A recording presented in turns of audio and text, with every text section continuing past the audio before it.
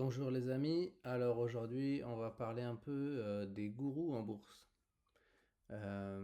Pourquoi il ne faut pas forcément suivre les gourous en bourse et pourquoi il faut suivre les gourous en bourse. Donc il y a des investisseurs chevronnés. En Amérique on a bien sûr Warren Buffett et en France on a William Higgins. Vous pouvez voir ici la performance de son fonds depuis 1994 et c'est en logarithmique, donc en fait c'est encore meilleur en linéaire. Donc son fond, c'est la courbe du haut qui a fait 671%, soit du 13% par an presque, comparé au CAC Mid and Small qui fait du 7% par an. Donc il a fait mieux que l'indice. Et donc avec son fonds Indépendance AM, donc c'est un excellent investisseur. Mais pour autant, il ne faut pas suivre et transformer ces excellents investisseurs en personnes un peu qu'on déifie, qui ne font jamais d'erreur. Ça a commencé vers 2014. J'avais vu que Warren Buffett avait acheté une entreprise de services pétroliers, National Oilwell Varco, et bah, je me suis dit, il achète ça, génial, j'achète des actions nationales Allwell Varco. J'avais fait une toute petite analyse, qu'elle cotisait pas très cher, et donc Warren Buffett achète, donc c'est sûr, quoi, c'est de l'argent gagné à coup sûr. Et ce qui s'est passé, c'est qu'il y a eu une crise suite à la surproduction de pétrole, le cours du pétrole s'est effondré à peu près dans ces années-là.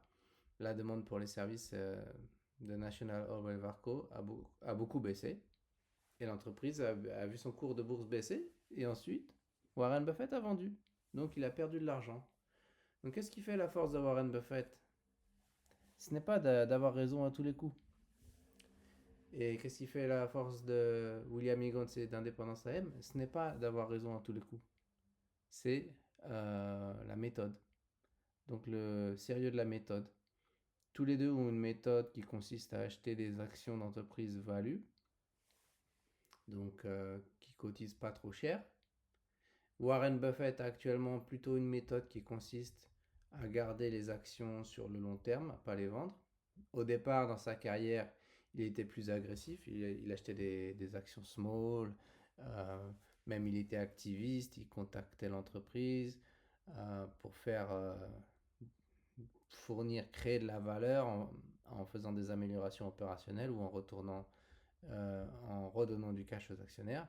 Maintenant, il est plus acheter et garder sur le long terme des entreprises de qualité comme Coca-Cola, American Express. William Higgins, lui, se concentre sur acheter des entreprises pas chères et il les revend quand elles sont beaucoup plus chères. Donc il a plus ce qu'on appelle en anglais de turnover. Mais ça ne veut pas dire qu'ils ne font jamais d'erreur sur la sélection d'entreprises. On en fait tous, j'en fais. Et d'ailleurs, je vais vous donner un exemple. Donc en janvier 2024, William Higgins était actionnaire de l'entreprise qui s'appelle Bastide Le Confort. C'est une entreprise qui s'occupe de la prestation de santé à domicile en France et en Europe et un peu au Canada. Donc maintien à domicile, vente et location de dispositifs médicaux en direct ou en magasin et aux institutions de santé, prestation de soins à domicile, etc.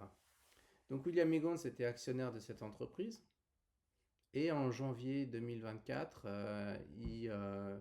le cours de bourse commence à baisser, les résultats sont pas très bons. Pourquoi? Parce que les taux d'intérêt ont augmenté et l'entreprise commence à utiliser une part plus en plus grande de ses profits pour payer les intérêts, parce que maintenant ça coûte plus cher les emprunts.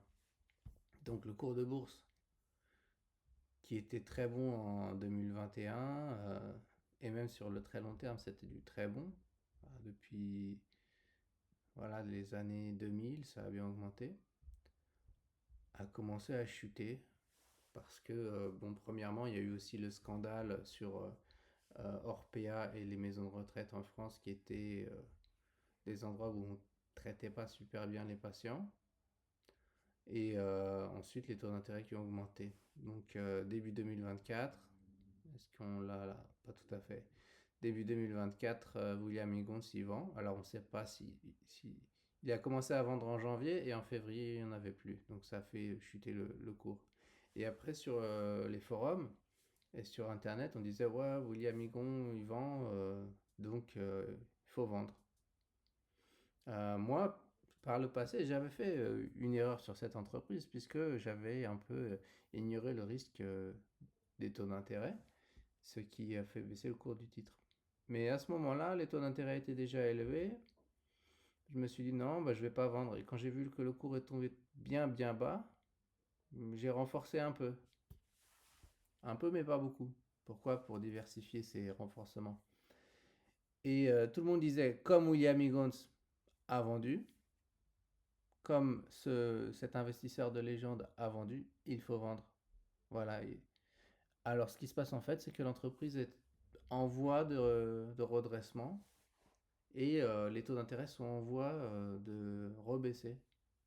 Donc, il ne faut pas suivre les gourous ou les grands investisseurs sur leurs